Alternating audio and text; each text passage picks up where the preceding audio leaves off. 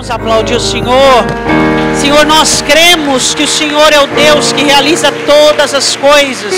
O Senhor é o Deus que faz todas as coisas novas todos os dias.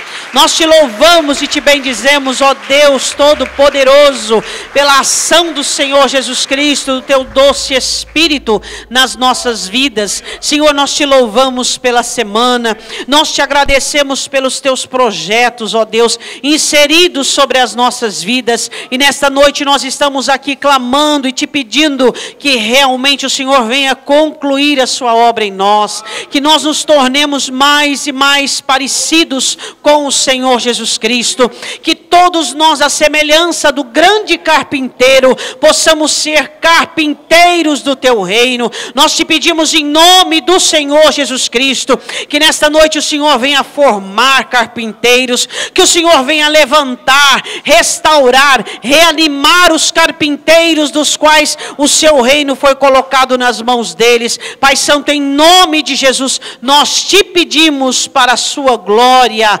Amém. Amém. Abra comigo a sua Bíblia em Zacarias, capítulo 1. Você sabe que na escola bíblica nós estamos estudando Neemias.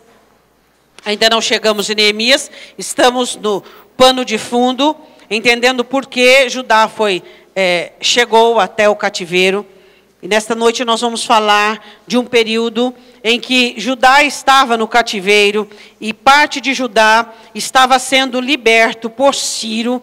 E então o Senhor diz que haviam 4 chifres que estavam combatendo contra a libertação de Judá. Zacarias capítulo 1, versículo de número 18. Zacarias capítulo 1, versículo 18. A Igreja do Senhor Jesus, existente há 2000 anos, ela tem sofrido vários ataques e várias situações.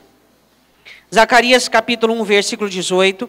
Zacarias teve várias visões e uma das visões é os 4 chifres e os 4 carpinteiros. Levantei os meus olhos e vi, eis que 4 chifres. E eu disse ao anjo que falava comigo: que são estes? E ele me disse: estes são os chifres que dispersaram a Judá, a Israel e a Jerusalém. O Senhor me mostrou 4 carpinteiros. Então ele disse: que vêm estes fazer? E ele falou dizendo: estes são os chifres que dispersaram a Judá, de maneira que ninguém pode levantar a sua cabeça. Estes, pois, ou seja, os carpinteiros vieram para os amedrontarem, para derrubarem os chifres dos gentios que levantaram o seu poder contra a terra de Judá para a espalharem. Podem se assentar.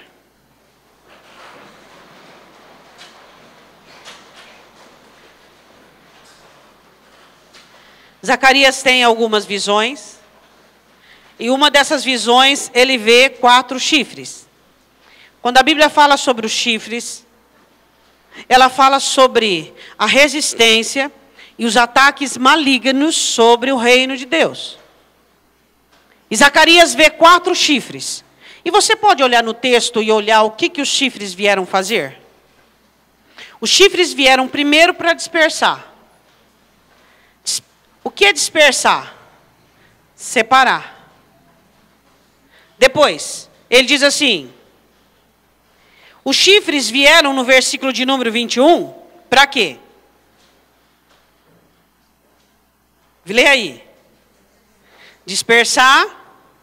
E que mais? De maneira que ninguém pode levantar a cabeça.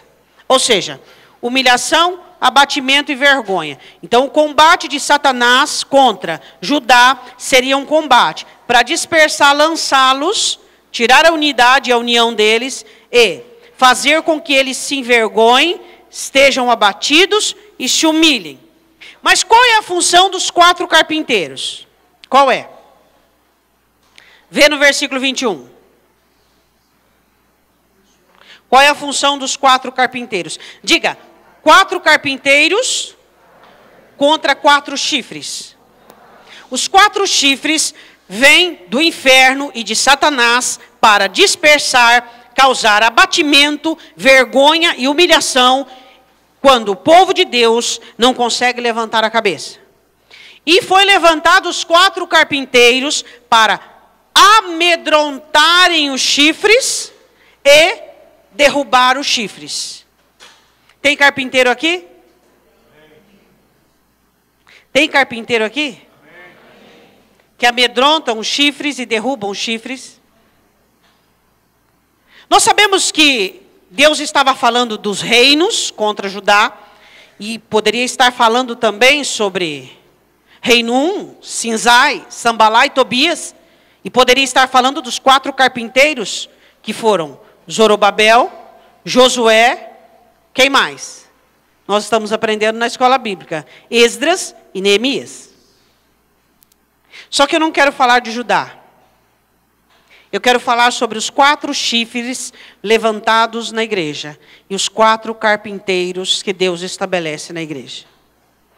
Quero falar sobre o primeiro chifre levantado contra a igreja do Senhor Jesus. Quero que você vá comigo em Esdras. Fica aberto em Zacarias. Você vai trabalhar comigo Zacarias e Neemias e Esdras. Zacarias, Neemias e Esdras. Então, se você tiver uma caneta, se você tiver um papel, fique guardado Zacarias aí. Vamos em Esdras, capítulo 3, versículo de número 12. Eu quero falar sobre o primeiro chifre levantado contra a igreja. Primeiro chifre levantado contra a igreja. Esdras, capítulo 3, versículo de número 12. Amém? Zorobabel e Josué chegam em Jerusalém e tudo estava derrubado. E eles começam a levantar os cantores, os anciãos, os levitas, os sacerdotes. E eles lançam um alicerce do templo. O templo estava totalmente destruído. Esdras, capítulo 3, versículo de número 12. E eles lançam o fundamento do templo, o alicerce do templo. Haviam no meio de Judá o encontro de gerações. Havia uma geração que havia visto o templo que Salomão havia levantado, e havia uma geração que havia nascido no cativeiro. O cativeiro dura 70 anos, e uma geração muito nova, de jovens de 30, de jovens de 40, de homens de 50 anos, que nunca haviam contemplado o templo. Eu quero só que você entenda uma coisa comigo. Quando a Bíblia diz que os últimos serão os primeiros, dá para você entender mais ou menos isso? Por que os primeiros vão ficando abatidos? Por que os primeiros vão envelhecendo? Por que os primeiros vão sendo humanistas e os últimos vão sendo crentes e espirituais? Havia aquela geração antiga que havia visto aquela suntuosidade do templo de Salomão, que havia visto toda aquela beleza, que havia visto todos os rituais do templo e todas as Páscoas e tudo aquilo, aqueles cultos maravilhosos. Mas havia uma geração no meio que não tinha visto o templo de pé. Uma geração que olhou e chegou em Jerusalém e começou a tirar entulhos. E de repente chega Zorobabel junto com Josué, que foi os primeiros líderes. E eles chegam e eles começam a tirar os entulhos e começam a colocar o alicerce no templo. E aquilo começa a ser uma maravilha. E aquilo começa a ser uma glória. Eles estavam começando de novo a história de reconstruir o templo, a comunhão com Deus. E a Bíblia diz assim, que os velhos, é muito ruim ser velho no reino de Deus. Nós não podemos envelhecer no reino. A fé não pode ser velha, o ânimo não pode envelhecer, a alegria não pode envelhecer. Nós temos que ter em nós o orvalho da mocidade. Não podemos envelhecer. E a Bíblia diz assim, em Esdras, capítulo 3, versículo 12. Porém, muitos dos sacerdotes e levitas e chefes dos pais, já idosos, que viram a primeira casa, choraram em altas vozes, quando à sua vista foram lançados os fundamentos desta casa. Mas muitos levantaram as vozes com júbilo e com alegria, de maneira que não discernia o povo as vozes do júbilo, de alegria, das vozes de choro do povo, porque o povo jubilava com tão alta voz que o som se ouvia de muito longe. O som de alegria tapava o som de tristeza. Eu quero falar sobre o primeiro chifre que se levanta sobre a igreja. Humanismo. Onde as emoções tomam o lugar das compreensões do reino. Esses idosos olharam para o alicerce do templo e puxaram à memória a suntuosidade do que havia e deixaram-se entregar à tristeza, ao saudosismo, à melancolia e à solidão. Os novos olharam para aquilo e disseram: Deus, isso é maravilhoso, isso é maravilhoso, isso é maravilhoso. Se Salomão teve o privilégio de construir, nós teremos o privilégio de reconstruir. Então você tinha duas turmas, uma humanista, dominada pela emoção, e a outra animada, feliz, alegre, porque haviam concluído a primeira etapa, lançando os alicerces do templo. Agora eu quero trazer para a igreja. Quando é que o humanismo tem entrado na igreja como um chifre que Satanás tem colocado? Quando as emoções, elas são mais pertinentes e relevantes do que o evangelho. Quando a sua emoção e os seus sentimentos ditam as suas regras. Quando o que você sente ou o que você pensa e o que você vive é muito maior do que o governo e o domínio da palavra de Deus sobre sua vida. Satanás não brinca em serviço. E esse chifre chamado humanismo tem arrebanhado uma multidão de crentes, onde os crentes têm estado na igreja buscando uma experiência com Deus. Onde os crentes têm estado na igreja, não buscando um compromisso, um envolvimento, fazer parte, mas os crentes têm buscado na igreja um Deus que dá a eles um consentimento, para que eles continuem vivendo como estão, um assentimento, para que eles permaneçam como eles estão. O humanismo tem sido um dos chifres mais bem-sucedidos dentro da igreja, onde o ser humano fez com que o cristianismo se tornasse uma fonte de sentimentos, uma fonte de emoção. Hoje os crentes dizem: mas se eu não sentir, não é de Deus. Eu tenho que sentir para ser de Deus. Mas, tudo bem. Por que é a vontade de Deus se eu não estou sentindo? Mas espera aí, a palavra de Deus diz uma coisa, mas eu estou sentindo outra. O humanismo entrou dentro da igreja de tal forma que hoje as pessoas, elas não se submetem mais ao Deus da Bíblia. É o Deus da Bíblia que na concepção deles deve submeter ao querer, à nostalgia, à prática deles e aquilo que eles querem fazer para si próprio. Aí eu pergunto uma coisa para você. Esse chifre feriu você? Você é um crente de verdade? Ou esse chifre te tornou um humanista? Onde você vive de experiências, onde os seus sentimentos e onde as suas emoções são mais relevantes do que aquilo que a Bíblia diz. Quando um sentimento levanta dentro de você, você não tem sossego enquanto não pratica aquilo que ele determina. Será que nós somos pessoas feridas por esse chifre? Quando Jesus diz assim para Pedro e para os discípulos: o Filho do Homem vai ser morto, vai ser entregue. Pedro olha para ele e diz assim: Senhor, tem piedade de ti. De maneira nenhuma acontecerá isso contigo. Jesus olha para Pedro e diz assim: arreda de mim, Satanás, tu que não compreendes as coisas do reino de Deus, apenas as coisas do homem. Crentes que tudo que ele vive, a conclusão que ele tem, o norte que ele tem, são apenas as coisas dos homens. Tudo que ele olha, ele não consegue discernir onde está Satanás e o que ele está fazendo. Eu estou mais envolvido com Deus ou com o diabo? E qual é a vontade de Deus? Mas é o que eu sinto, é o que eu quero. É como se fosse um vulcão dentro de mim, pronto a uma erupção. Eu preciso viver os meus sentimentos. Eu preciso viver as minhas oportunidades. Eu preciso viver aquilo que me dá prazer. Eu preciso ser feliz. Errado. Precisamos servir a Deus. Precisamos nos submeter à vontade dEle. Nós estamos em últimos dias.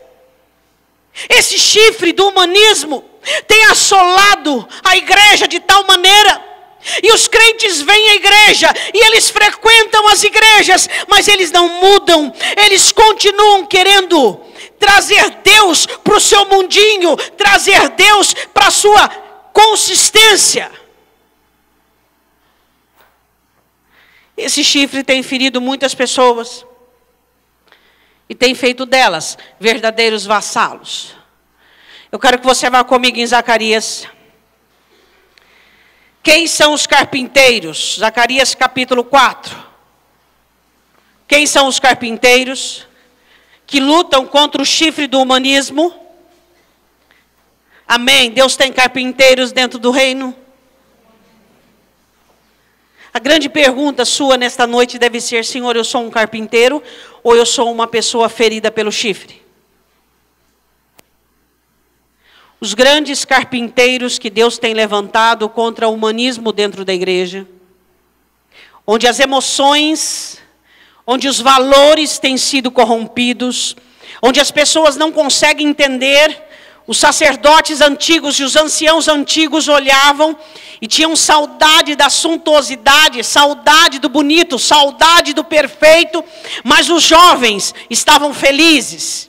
A Bíblia diz em Zacarias capítulo 4, versículo de número 9, as mãos de Zorobabel têm lançado os alicerces desta casa.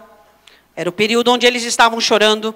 Também as suas mãos a acabarão, para que saibais que o Senhor dos exércitos me enviou a vós. Agora presta atenção nesse versículo, porque quem despreza o dia das coisas pequenas, pois esses se alegrarão, vendo o prumo na mão de Zorobabel. Estes são os 7 olhos do Senhor, que percorrem por toda a terra. Quem são os carpinteiros? Quem são os carpinteiros? Você quer ver o diabo derrubar um crente? É só Deus dar ao crente o recomeço. Crente não sabe recomeçar. Crente não sabe recomeçar uma amizade. Crente não sabe recomeçar um casamento.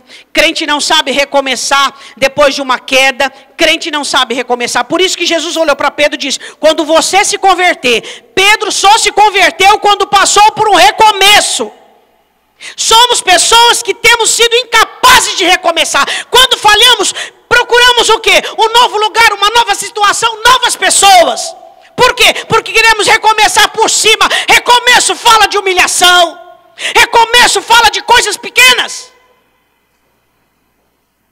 O povo se tornara um povo ensoberbecido e incapaz de recomeçar o templo. Por quê? Pessoas que são incapazes de recomeçar uma amizade, ficou desviado durante um tempo, não consegue recomeçar. Por quê? Porque quem despreza o começo, as coisas pequenas, valorize as coisas pequenas na sua vida. Jesus diz: quem não for fiel no pouco, nunca chegará ao muito. Quem são os carpinteiros do reino? São aqueles que olham para o pouco e diz: Deus está aqui, Deus está aqui. É um pouquinho de esperança, é um pouquinho de fé, é um pouquinho de alegria, é um pouquinho de humildade, é um pouquinho. Ele começa a aplicar-se, e ele começa a submeter-se, e ele começa a praticar. De repente, ele já começa a estar experimentado, e ele começa a trazer a glória do Senhor Jesus para onde ele está. Quem são os carpinteiros que olham para o pouco do casamento e diz: Deus, eu estou aqui? Quem são os carpinteiros que olham para o pouco da sua vida espiritual e diz: Senhor, essa situação vai mudar? Quem são os carpinteiros que têm se levantado e dito: Senhor, eu não sou bom só para o começo, eu sou bom para o recomeço? Estamos recomeçando direto, irmãos. Mas Satanás sabe a estratégia que tem contra os crentes. Os crentes não conseguem recomeçar por causa da arrogância, sei lá, da soberba, do saudosismo. Assim como esses homens antigos começaram a chorar, mas as vozes dos jovens que se alegravam tapou a voz dos que choravam. Você é um carpinteiro que sabe começar do pouco, que sabe ser fiel no pouco. Você é aquele que sabe que o pouco glorifica a Deus. E que Deus não quer te dar o muito, Ele quer te dar o pouco, porque o muito Ele te coloca sobre Ele. Você é aquele que tem sabido. Satanás tem entrado dentro da igreja com o chifre do humanismo, onde as pessoas não conseguem perdoar, amar, suportar, se humilhar. Elas querem polpa, pose, elas querem louvor, elas querem lugar, elas querem posição, suas emoções afloradas, infeccionadas pelos dardos malignos de Satanás. E Satanás tem arrebanhado a igreja e ferido a igreja. Quem são os carpinteiros? São aqueles que não desprezam as coisas pequenas. São aqueles que não desprezam os recomeços. São aqueles que não desprezam as oportunidades, que aos olhos de muitos são pequenas. Mas é Deus. Onde Deus está, não tem nada pequeno. Tudo que Deus faz em nós e por nós é grandioso. Pode não ser grande para o outro, mas para você é. É grande. O que você faz para Deus nunca cai no marasmo, nunca cai na letargia, porque é sempre lindo, é sempre maravilhoso. Eu acho que eu estou fazendo pouco para Deus, eu acho que eu mereceria um lugar melhor, eu acho que eu... Não, aquele que é carpinteiro, ele olha o serviço dele e ele valoriza. E ele diz, Senhor, eis-me aqui. Aquilo que o Senhor quiser de mim, eu estou aqui. Satanás tem entrado dentro da igreja, por meio do humanismo. Quero falar agora do segundo chifre, Esdras capítulo 9, volta comigo. Esdras capítulo 9.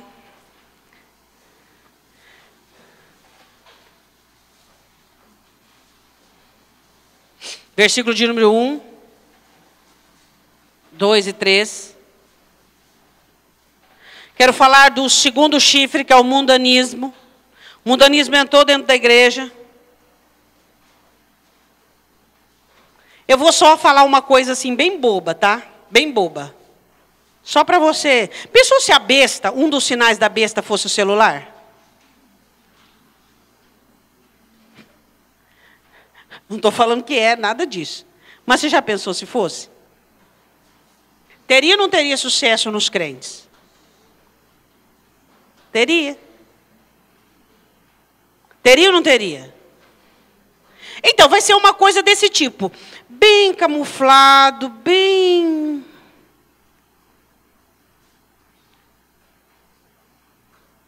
Entendeu? O sinal da besta vai ser assim. E você sabe que a segunda besta que emerge da terra, ela terá chifres? Chifres, guerra contra o povo dos santos. Os santos de Deus. Segundo chifre, mundanismo. Esdras capítulo 9.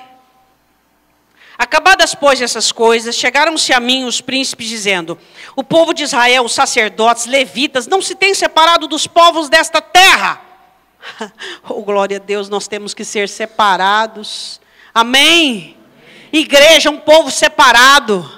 Você não bebe, você não fuma, você não xinga, você não prostitui, você não vê vídeo pornográfico no celular. Você é separado. Você é santo. Você não fala palavrão, você não fala Nossa Senhora. Você é santo. Você é santo. Você é santo. Chegaram para Esdras e disseram: o povo não se separou, está tudo contaminado, está uma bagunça. É sacerdote, é levita, deixaram seus filhos casarem com mulheres hetéias, com filisteias.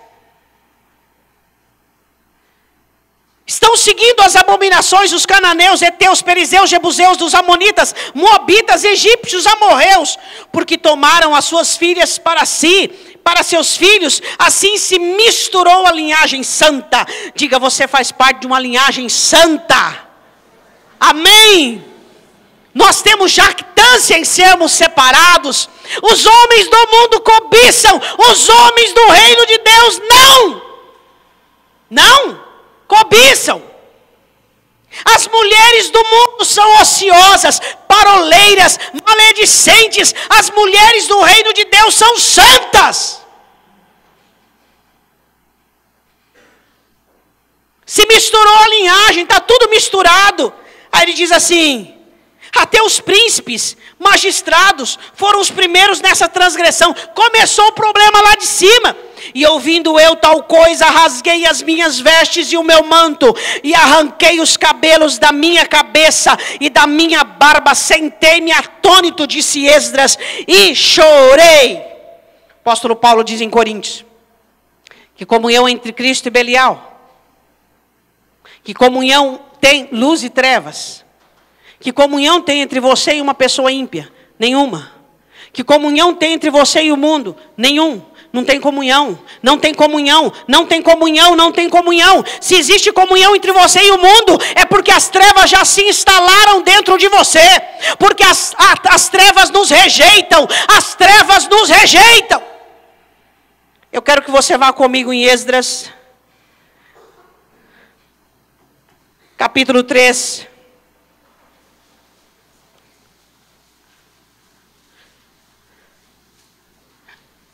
A igreja está precisando de uma purificação. É crente que fica no celular rindo de coisas que não edificam. Perde tempo. Se você olhasse para a sua Bíblia igual você olha para o seu celular, que crente você seria? Hã?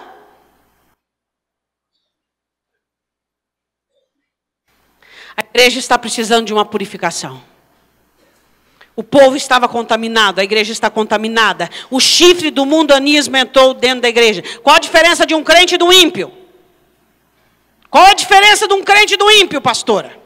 Qual é? Tem um ímpio lá fora que não fala palavrão. Tem ímpio lá fora que é pessoa idônea, não trai a esposa, é honesto, é honrado, é fiel. Qual é a diferença? Existem crentes dentro da igreja porque estão crentes, acham que estão numa graça e começam a agir com libertinagem. E começam a fazer coisas que não deveriam.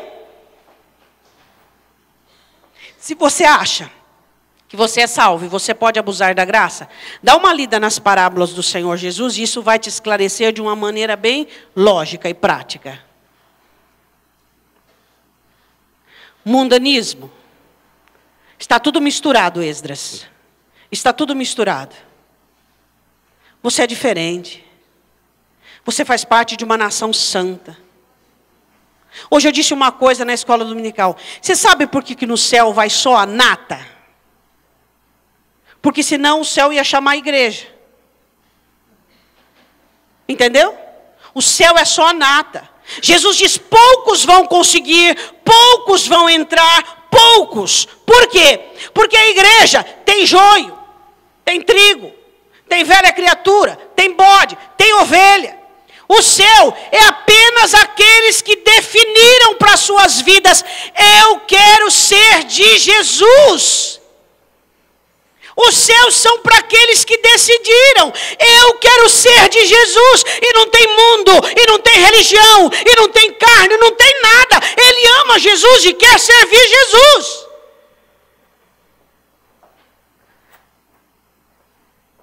Deus mostra para Zacarias o sumo sacerdote Josué representando a vida espiritual de Judá. E Josué estava sem mitra, com vestes sujas. E o Senhor restaurou. Quem são os carpinteiros que combatem contra o mundanismo dentro da igreja? São os sacerdotes. Pedro diz assim, que o Senhor Jesus lá na cruz formou reis, príncipes e... Quem são os que combatem contra o mundanismo dentro da igreja? Os sacerdotes. Estes são os carpinteiros do reino. A Bíblia diz em Zacarias 3:1, e ele me mostrou o sumo sacerdote Josué, o qual estava diante do anjo do Senhor. Satanás estava à sua mão direita para se lhe opor. Por quê? Porque ele estava totalmente fora do contexto. Mas o Senhor disse a Satanás: o Senhor te repreenda, ó Satanás. Sim, o Senhor que escolheu Jerusalém te repreenda. Não é este um tição tirado do fogo? Você é um tição tirado do fogo? Amém ou não amém? Fogo do inferno, o fogo da destruição, o fogo do pecado, o fogo que destruía a sua vida. Você é um tição tirado do fogo. Agora você veio para Cristo para quê? Para rejeitar o mundanismo. As coisas não são como eu quero, as coisas não são como você quer, as coisas são como são escritas.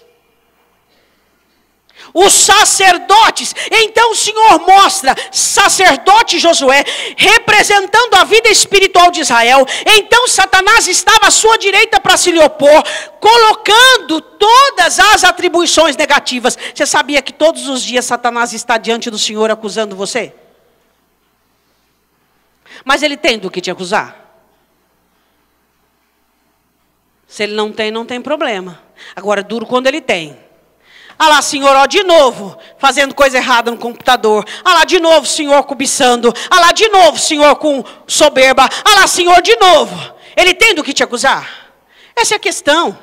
Ó, Senhor, ó, deixa eu só dar um sopro. Não ora, não lê a Bíblia. Não, Jesus morreu por você na cruz, amém? Não dá trabalho para ele. Não dá trabalho para ele. Jesus é meu advogado.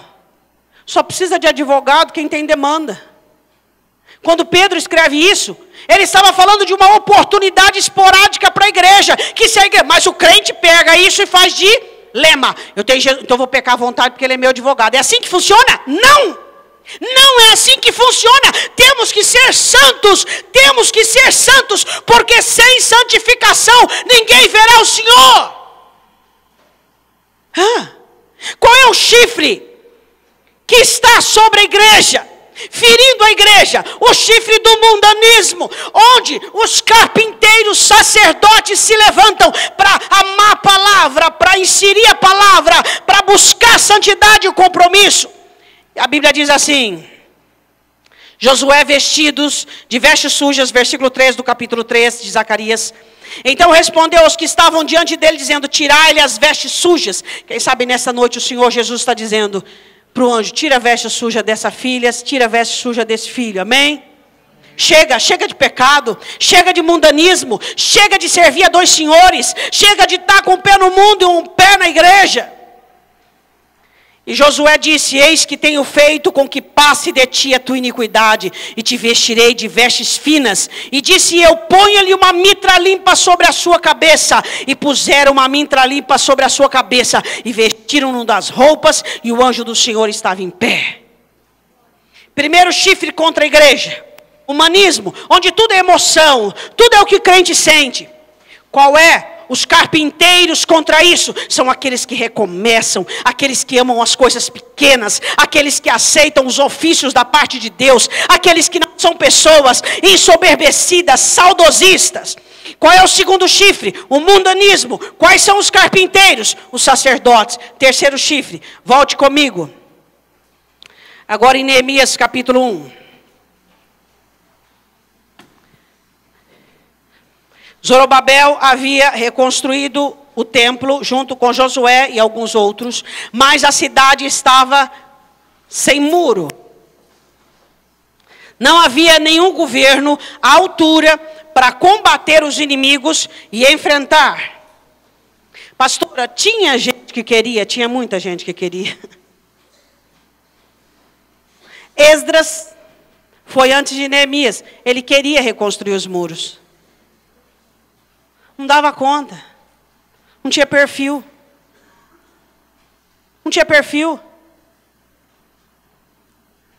Teve uma hora que Esdras estava tão cansado, porque ele era um escriba e sacerdote, tão apático com aquela situação, tão indignado. O pessoal olhou para ele e disse assim: ó, levanta, Esdras, vamos lá, a gente te ajuda, Vamos lá, Esdras, a gente te ajuda.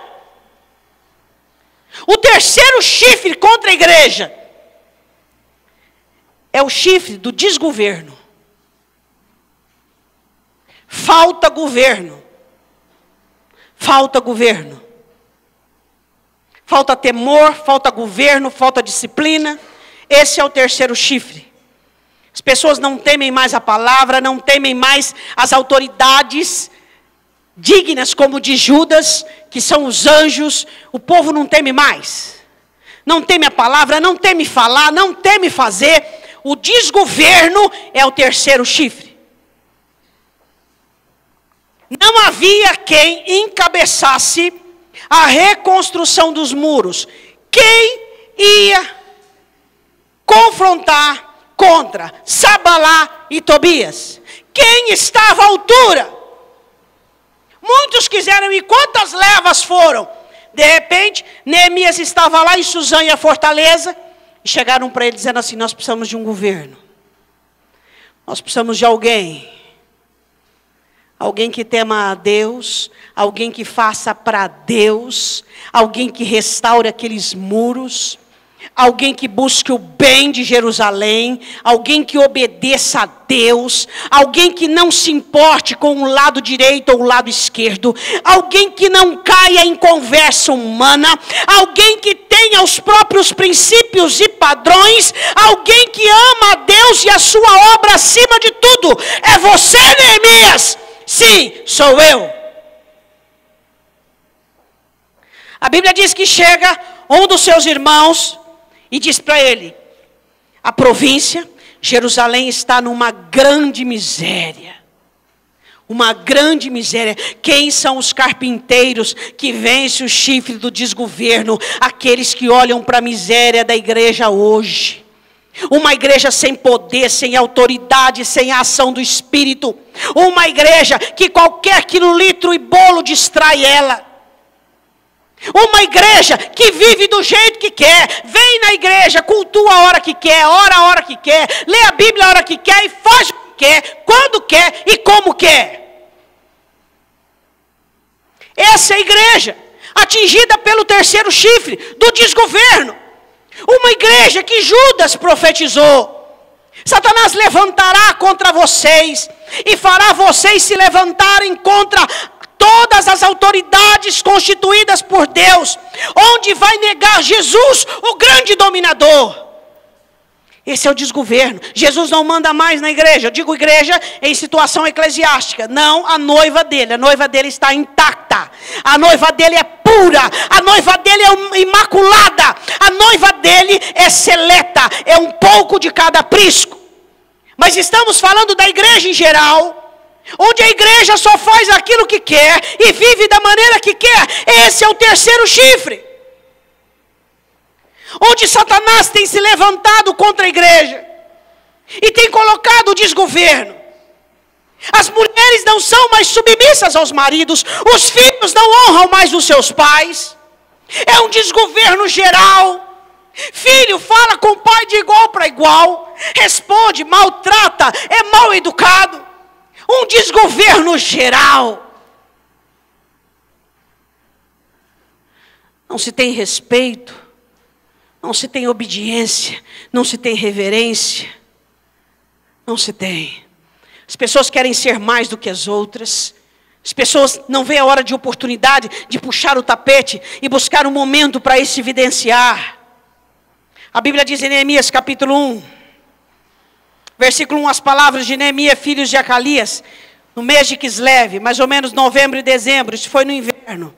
No ano 20º, estando eu em Suzã, fortaleza, veio Hanani, um dos meus irmãos, ele e alguns de Judá, e perguntei-lhes pelos judeus que escaparam e que restaram do cativeiro acerca de Jerusalém, e disseram: os restantes que ficaram do cativeiro, lá na província, estão em grande miséria e desprezo, e o muro de Jerusalém fendido, e as suas portas queimadas a fogo.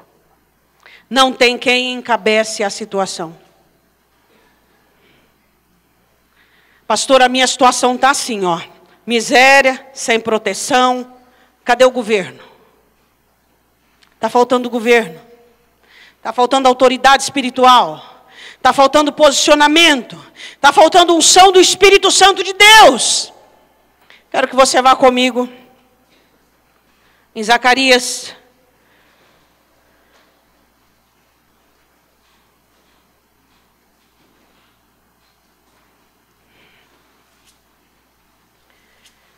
Sabe, irmãos, uma coisa muito interessante que nós precisamos entender e compreendermos. Zacarias capítulo 12, versículo 6. Uma coisa que o apóstolo Paulo disse na Escritura: eu não fui chamado para agradar a homens. Enquanto você quiser jogar em 2 times, você não serve para o time de Deus. Você precisa entender que a sua vida precisa de governo.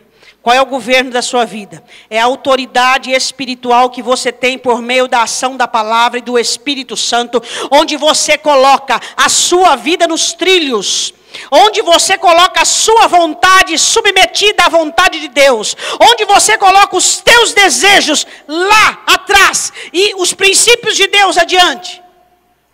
Zacarias capítulo 12, versículo 6. Naquele dia, porém, os governadores de Judá, como um braseiro ardente no meio da lenha. Você já viu um braseiro ardente no meio da lenha? Consome tudo. A autoridade espiritual é o que Satanás está tirando da igreja.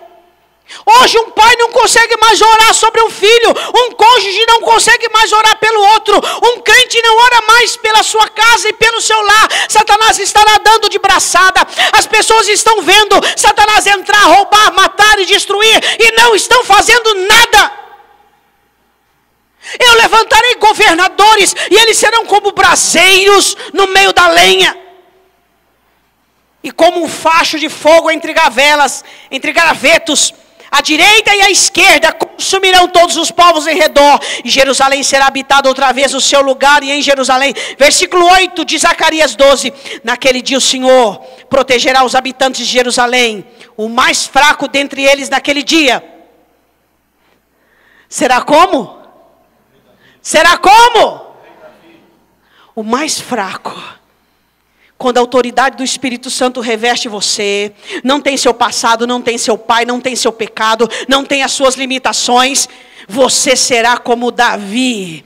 A fé, ousadia, a autoridade. Onde estão os carpinteiros que governam sobre o reino, que lá no trabalho traz a glória de Deus, que lá na faculdade traz a glória de Deus, que dentro da família traz a glória de Deus, porque diz Satanás, aqui não tem letargia, não tem morosidade, aqui não tem cumplicidade com o inferno, aqui é Deus quem manda. Qual foi a última vez que você chegou na sua situação e disse: Satanás, espíritos das trevas, aqui é Deus quem manda, aqui é Jesus Cristo quem governa? Mas aí, porque Satanás está fazendo, porque Satanás está trabalhando, porque olha, mas onde estão os governos? Onde está a resistência? Onde estão aqueles que são carpinteiros levantados por Deus para destruir o chifre? Ele continua dizendo: será como Deus, como o anjo do Senhor, versículo 10, sobre a casa de Davi e sobre os habitantes de Jerusalém, derramarei o meu espírito de graça, de súplica, e olharão para mim quem transpassar e prantearão sobre ele, como quem pranteia pelo filho unigênito, e chorarão amargamente por ele, como se chora amargamente pelo primogênito. Pastora, não dava para pular esse versículo, porque esse versículo não tem nada a ver com governo. Eu fiz questão de ler ele, porque ele tem tudo a ver com o governo. Quem são os governadores das situações? Quem são os carpinteiros que se levantam para pôr a casa em ordem? São aqueles que se humilham, são aqueles que reconhecem onde erraram, são aqueles que põem a cara no pó, são aqueles que olham para Jesus e dizem: Senhor, chega, tu morrestes naquela cruz, não para que eu tenha essa vida aqui não, eu não aceito isso aqui não, não é isso aqui que o Senhor planejou para mim não. Estes são os carpinteiros, diga amém. Quarto e último chifre, para a alegria de alguns, vá comigo em Neemias capítulo 9.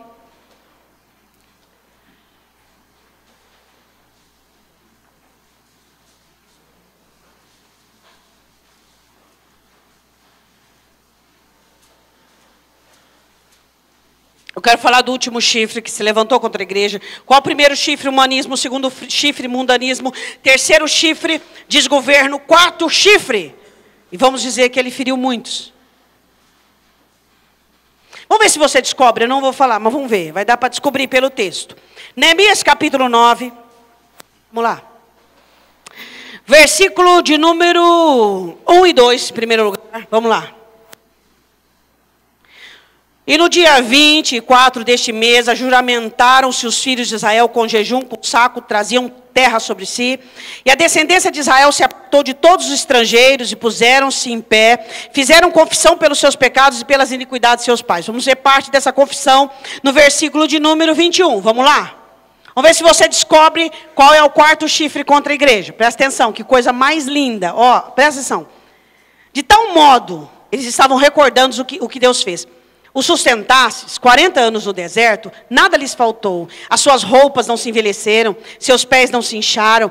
Também lhes destes reinos, povos, repartistes em porções. Eles possuíram a terra de Sion, a saber, a terra do rei Esbom, a terra de Og, rei de Bazã. Multiplicaste os seus filhos como as estrelas do céu, trouxestes a terra de que tinhas falado aos seus pais, que nela entrariam para possuírem. Assim os filhos entraram e possuíram aquela terra, e abatestes perante eles os moradores da terra, cananeus, entregastes na mão, como também os reis dos povos da terra, para fazerem deles conforme a sua vontade. Agora vem o pecado. Quantas obras os anciãos e os profetas e os sacerdotes estavam dizendo. Esse texto fala tudo sobre isso. 25. Tomaram cidades fortificadas, a terra fértil, possuíram casas cheias de toda a fartura, cisternas cavadas, tudo pronto. Vinhas, olivais, árvores frutíferas em abundância. Comeram e se fartaram e engordaram e viveram em delícias pela sua grande bondade. Quem é o dono das delícias da sua vida? Quem é o responsável pela sua fartura? Quarto chifre. Qual é o quarto chifre? Porém, versículo 26, se obstinaram, se rebelaram contra ti, lançaram a tua lei para trás das costas, mataram os teus profetas que protestavam contra eles, para que voltassem para ti. Assim fizeram grandes abominações. Versículo 28, porém tendo repouso, tornavam a fazer mal diante de ti. Tu os deixavas na mão de seus inimigos, para que dominassem sobre eles.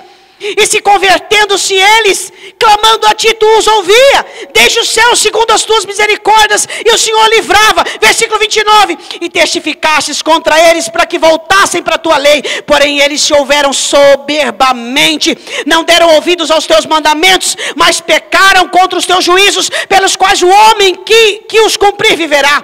Viraram o ombro, endureceram a sua cerviz, não quiseram ouvir. Porém estendestes a tua benignidade sobre eles por muitos anos, e testificasses contra eles pelo teu espírito, pelo ministério dos teus profetas. Porém eles não deram ouvidos, por isso os entregastes das mãos dos povos da terra. 35, porque eles nem no seu reino, nem na muita abundância de bens que lhe destes, nem na terra espaçosa e fértil que pusestes diante deles, te serviram, nem se converteram de suas más obras. Eis que hoje somos servos, e até na nossa terra, desde os nossos pais, para comerem o fruto e o bem.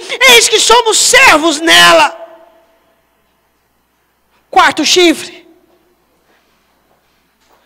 Quarto chifre, igreja. Soberba. Soberba. Você acha que tem alguma coisa a ver com você? Você acha que você não está tendo razão para se humilhar, razão para reconhecer, razão para se prostrar? Está faltando algumas situações que te levem a entender que você é como um fôlego de vida? Hoje eu estou aqui, você também. Amanhã nós vamos poder estar no encontro com Ele. E para aqueles que estão preparados, eles dizem: glória a Deus, que assim seja. Quarto chifre. Se esquecer, não reconhecer. Tá, tudo bem. Cantar é fácil. Dizer, ó Senhor, eu te reconheço. Se não fosse o Senhor, o reconhecimento é com a vida, é por sua humilhação, é por obediência, é quando você se prostra debaixo da vontade de Deus, mesmo que você a tenha engolir com esforço. Isto é reconhecer Deus na sua vida.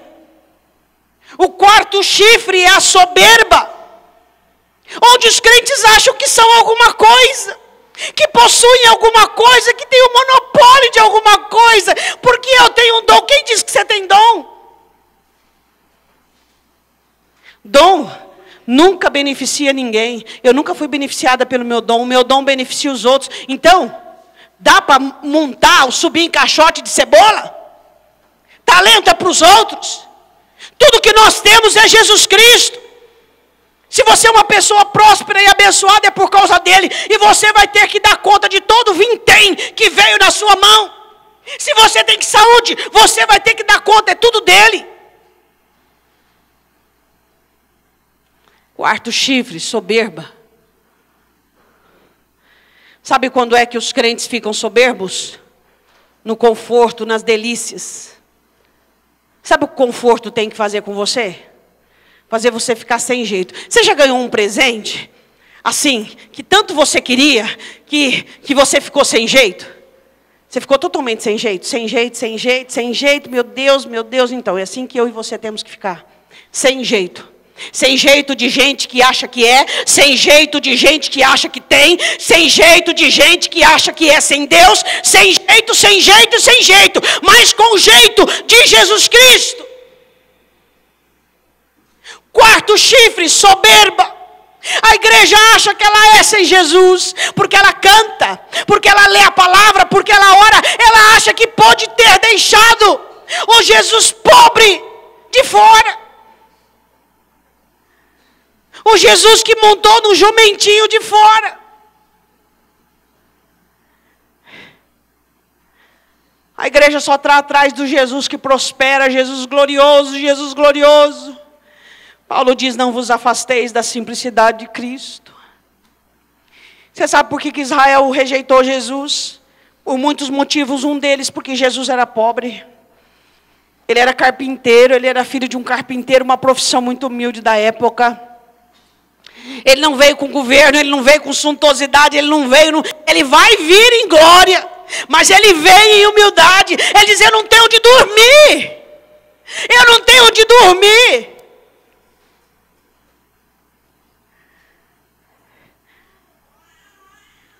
Quero que você vá comigo em Zacarias capítulo 9.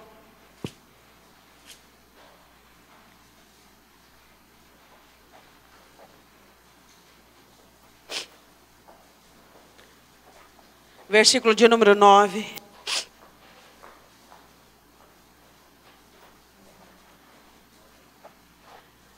Você poderia dizer,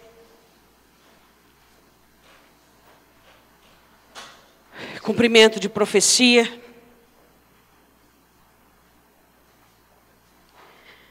Zacarias 9:9, alegra-te muito, ó filha de Sião. Exulta, ó filha de Jerusalém. O teu rei vem, virá a ti. Justo, salvador, pobre, montado sobre um jumento, um jumentinho, filho de jumenta. O seu rei virá pobre. Igreja, o seu rei é pobre. O que aconteceu com a igreja do Senhor Jesus? Que só está atrás de riquezas. Só atrás de riquezas. Só atrás de riquezas. Se o crente é próspero, se ele está indo para o inferno, tudo bem. Se ele é próspero, é sinal que Deus o está abençoando. Onde é que você viu isso na Bíblia? Onde é que você viu isso na Bíblia? Hein? A sua maior riqueza é o seu nome escrito no livro da vida. O quarto chifre é arrogância, é soberba. Você tem a sua boa casa, o seu bom carro, o seu bom emprego. E cada um destes tem um ídolo e tem um altar no seu coração. E Jesus é a sua grande religião. Você não abre mão dele. Você diz que o ama, você diz que o serve, mas o seu trabalho, sua família e seus bens ficam em primeiro lugar.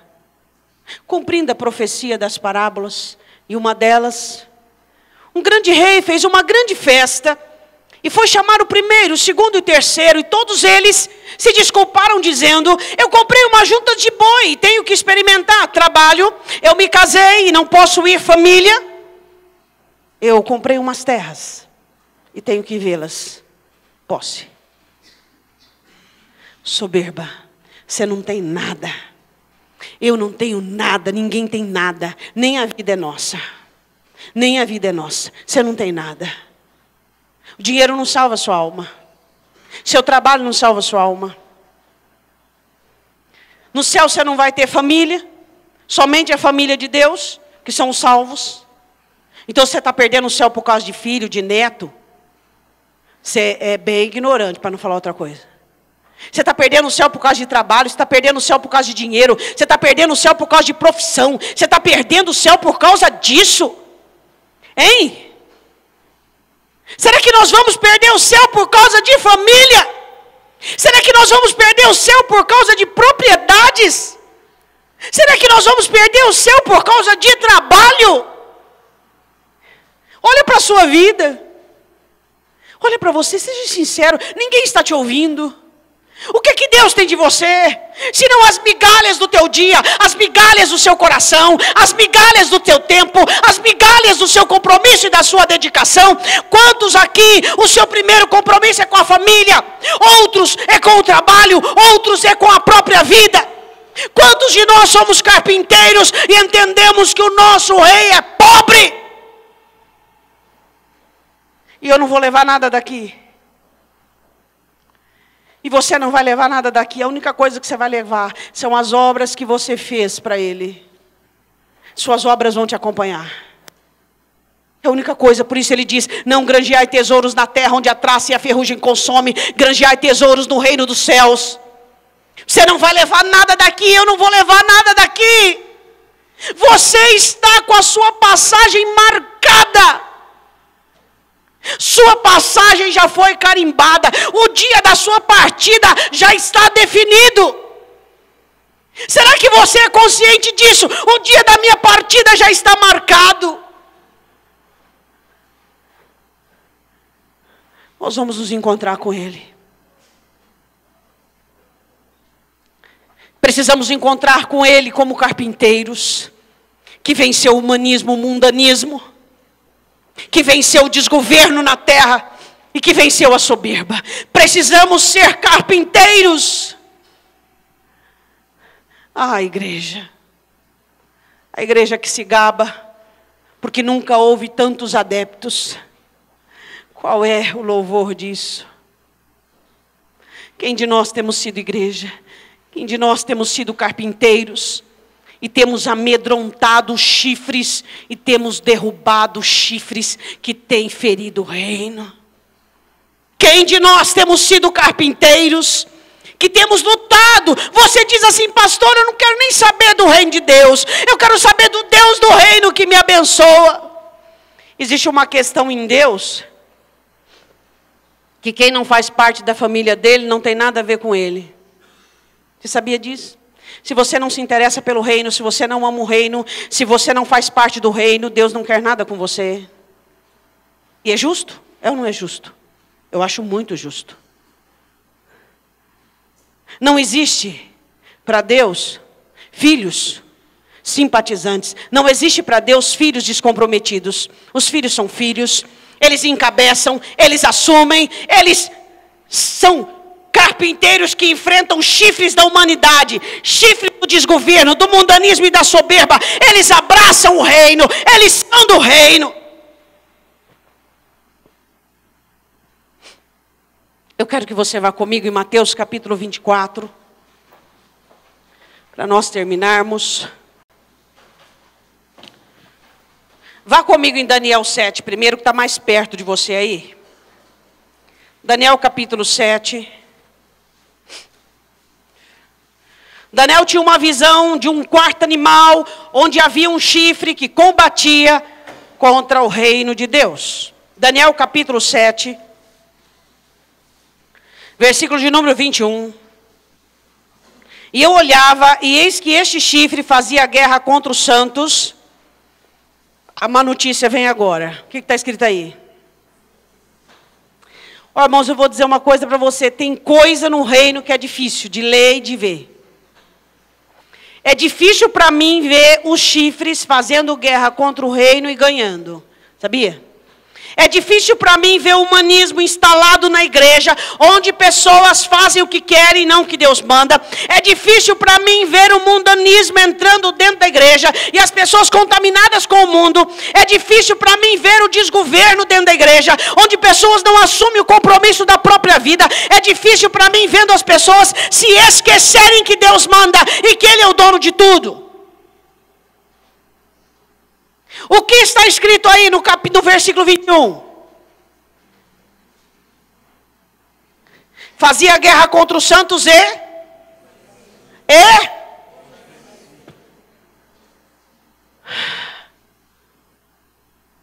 o chifre está prevalecendo contra muitos.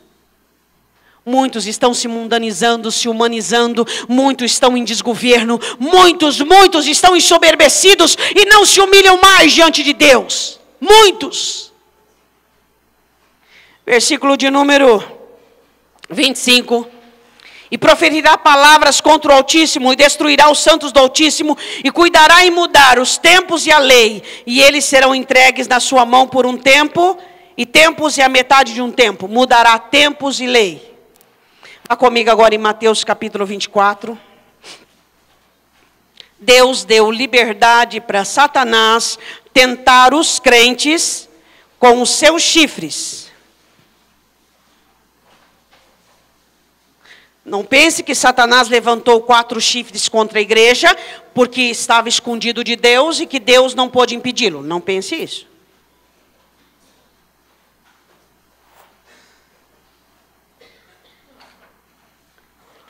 Vamos supor que existe um balde de água aqui. E essa folha pudesse falar. Essa folha falasse. E então haveria uma prova entre eu e a folha. E a pessoa que fizesse a prova dissesse assim: olha, a prova vai ser a prova da água. Folha, você vai ter que se molhar na água e você vai ter que colocar o braço na água. Teria algum problema para mim? E para a folha? Eu não posso ir para a água, eu não posso ir para a água, eu não posso ir para a água. Qual é o problema de Deus permitir que 4 chifres se levantem contra a igreja? Nenhum. Se somos carpinteiros, nenhum. Não tem problema nenhum. Nós não somos ensoberbecidos e reconhecemos Deus em tudo. Não aceitamos o mundanismo e odiamos o mundo e tudo aquilo que é do mundo. Não ameis o mundo e nem o que no mundo. Não ameis o mundo e nem o que no mundo. Você pode imaginar um crente que escuta música do mundo? Os crentes falam, tem uma frase que eu odeio, que nasceu lá no inferno. Tem nada a ver. Tem nada a ver, tem nada a ver, tem nada a ver, tem nada a ver, tem nada a ver. Tem nada a ver, tem nada a ver, tem nada a ver. Vai chegar no inferno, vai chegar para o diabo e falar assim: tem nada a ver. Tem sim, vem para cá. Tem tudo a ver comigo. Hã? Crente que xinga palavrão, crente que escuta a música do mundo, crente. Peraí. Agora, por quê que Deus permite que os chifres se levantem contra a igreja? Porque igreja é igreja, meu irmão. As portas do inferno nem prevalecem contra ela. Igreja é igreja, igreja é igreja, igreja é igreja. Mateus 24, versículo de número 11. Surgirão muitos falsos profetas e enganarão Está explicado? Mas aquele que... 13, depois vamos para o 12. Mas aquele que... Esse será... Mas e no meio desses dois versículos, qual é o versículo que tem? O 11. Os falsos profetas trazem liberdade para o povo multiplica a iniquidade e o amor se esfria. Onde abunda a iniquidade, esfria o amor. Por se multiplicar a iniquidade, o amor de muitos esfriou. De 0 a 10, quanto é que está o grau aí do teu amor por ele? Você é apaixonado por ele, você o ama, e ele é tudo na sua vida, e você o quer, e você quer agradá-lo. E você todos os dias diz: Deus, eu quero te agradar, eu quero te servir, eu quero te amar, eu quero te servir. Senhor, o Senhor se agrada de fé, o Senhor se agrada de perseverança, de voluntariedade, o Senhor se agrada de santidade. Isaías 53 diz: o Senhor veria o fruto do seu trabalho, e o Senhor se alegraria. Eu quero ser a sua alegria. Por se multiplicar a iniquidade, o amor de muitos se esfriarão. Por isso que está as coisas do jeito que estão. É chifrada para todo lado. É gente ferida com chifre. Mas cadê os carpinteiros? Olha para o seu irmão e fala: cadê os carpinteiros? Hoje eu fiz essa pergunta para Deus. Falei: Deus, cadê os carpinteiros? Cadê aqueles, Senhor, que não usam a igreja, mas estão dentro dela? Cadê aqueles que fazem parte do reino, que são aguerridos, que diz não, soberba não, que mundanismo não, desgoverno não, humanismo não? Onde estão os carpinteiros? Para eu terminar, eu vou fazer uma pergunta para você. Você acha que existe um céu? Por exemplo, existem as escolas, correto? E existem escolas que são especiais para as crianças que têm déficit de atenção e algum tipo de problema? Existe, agora está existindo. Existe, por exemplo, quando insere essas crianças, existe, por exemplo, na classe, uma professora especial só para essas crianças? Ou é a mesma professora para todas as crianças? Eu queria fazer uma pergunta: vai existir céu para moroso, para letárgico, para gente que não quis nada com nada? Não, pode ser que você saiba mais que eu, pode ser, ué. Estou aqui para aprender também. Quer dizer, existe só um céu? Existe só um céu? Ou será que vai ter um primeiro céu, segundo céu, terceiro céu? O primeiro céu para os poderosos, aqueles que governaram, para os carpinteiros. Segundo céu para aqueles tipo assim, sabe? Não é por nada não. E o terceiro céu para aqueles mais fraquinhos ainda, que eram simpatizantes do reino. É isso que vai ter? Não? Se existisse, de qual céu você ia fazer parte? Pastora, mas na igreja eu posso. É lógico que você pode. A igreja é a oportunidade que Cristo nos deu para nós nos distinguirmos. Eu que decido se eu quero ou não. E aí? Vai ter alguns céus diferentes no céu? Tipo, para aquele que não quis nada com nada, que levou a vida de qualquer jeito, que não queria compromisso com o reino, que era só um simpatizante. Feche os seus olhos. Eu sei que você quer fazer oração, né? Então agora é a sua hora de orar. Deus está convocando você, como convidou Nicodemos a entrar no reino.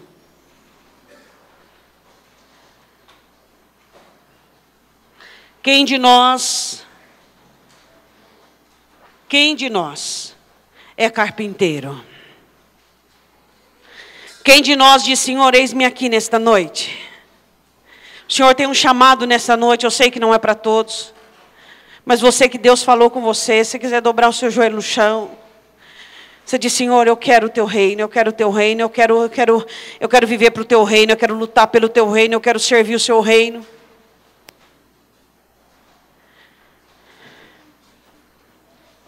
O Senhor nessa noite quer gerar carpinteiros.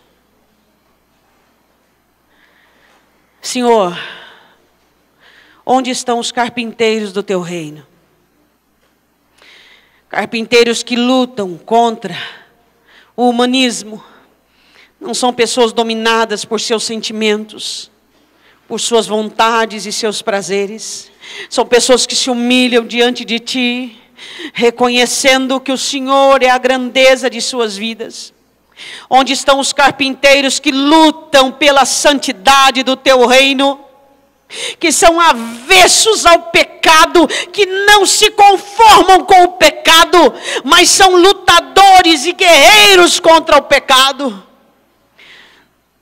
Onde estão os carpinteiros que assumem o governo dos lares, das famílias, de situações, que não são omissos, que amam o governo de Cristo sobre a igreja e se submetem a Ele?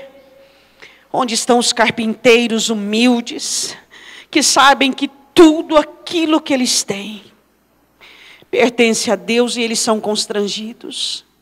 E eles querem te amar, e eles querem te servir, eles querem dar a vida ao Senhor. Quanto tempo você não diz para Jesus: Jesus, eu quero te dar a minha vida. Jesus, eu quero te dar a minha vida. Jesus, eu quero te dar a minha vida. Por favor, não deixe Satanás te enganar, dizer que você é alguma coisa. Por favor. Você e eu não sabemos nada, você e eu não temos nada, você e eu não podemos nada, e isso nos conforta, por sabermos que Deus é tudo em nós. Chega de uma igreja soberba, que acha que porque tem dons como a de Laodiceia, pode achar que pode ficar sem Jesus, colocou Jesus para o lado de fora, mas o dom estava ali, a prosperidade estava ali. Diz para Jesus: eu não quero saber daquilo que o Senhor tem para me oferecer, se o Senhor não estiver no centro da minha vida. Diz para Ele: Jesus, nós te pedimos perdão nessa noite. Eu quero te pedir por aqueles que foram feridos pelo chifre, estão infeccionados pelo humanismo, tudo é a vida deles. Eles sofrem pela vida deles, é a família deles, é o trabalho deles. Eles nem se lembram que faz parte do reino. Eles vêm aos domingos para cumprir o seu compromisso religioso, e na segunda-feira vivem como nunca tivessem te conhecido. Deus, nós te pedimos perdão pelo mundanismo que se instalou dentro da igreja, onde tudo é misturado, onde o crente faz abuso do celular, de computador, de prostituição, de palavrões, de piadinhas, de questões, onde a frivolidade, tudo é muito comum em nosso meio, onde ser santo é fanatismo, Deus. Ó Deus, nós te pedimos perdão pelo desgoverno, onde as pessoas não se submetem mais às autoridades constituídas pelo Senhor, onde Satanás tem ferido famílias e vidas, onde o desgoverno se instalou na sua igreja. Senhor, nós te pedimos perdão pelas vezes que achamos que somos sem ti. Quando Isaías perguntou para o Senhor: o que eu prego? O Senhor diz: prega que a vida é breve, e que o homem é como uma flor de uma erva, que hoje existe e amanhã não mais. Será que você acha que você amanhã vai poder estar aqui? Você pode garantir isso? Por que você não prepara a sua vida diante de Deus? Por que você não coloca os seus dias diante do Senhor? Porque as coisas, em nome de Jesus, onde estão os carpinteiros que guerreiam contra os chifres? Onde estão aqueles que lutam, aqueles que batalham? Quem sabe você tem visto Satanás ferir muitos, desviar alguns. Você tem feito alguma coisa? Você tem ajudado alguns a não se perderem? Você tem ajudado alguns a não se equivocarem? Deus, faz de nós carpinteiros. Que adianta viver nesta terra, fazer parte do teu reino e não servir para ele? Seu reino está em guerra, Jesus. Seu reino está em guerra e eu faço parte dela. Diga para o Senhor. Diga que você faz parte deste reino. Chega de ser simpatizante. Chega de ser apenas um frequentador da igreja. Chega. Diga para o Senhor. Senhor, eu quero ser um carpinteiro. Eu olho para o meu carpinteiro e eu quero aprender com ele. Diz para Jesus: Senhor, eu quero aproveitar a oportunidade. Eu não sei quantos dias eu tenho nesta terra, mas eu quero estabelecer a tua vontade no teu reino. Eu quero ajudar o teu reino. Eu quero me comprometer com o teu reino. Eu quero fazer parte dele. Eu quero amar o teu reino. Eu quero servir o seu reino. Diz para Jesus. Diz para Jesus: chega. Chega de apenas fazer parte da membresia de uma igreja. Chega apenas de ser usado por um dom ou um talento. Chega. Eu quero fazer parte do teu reino.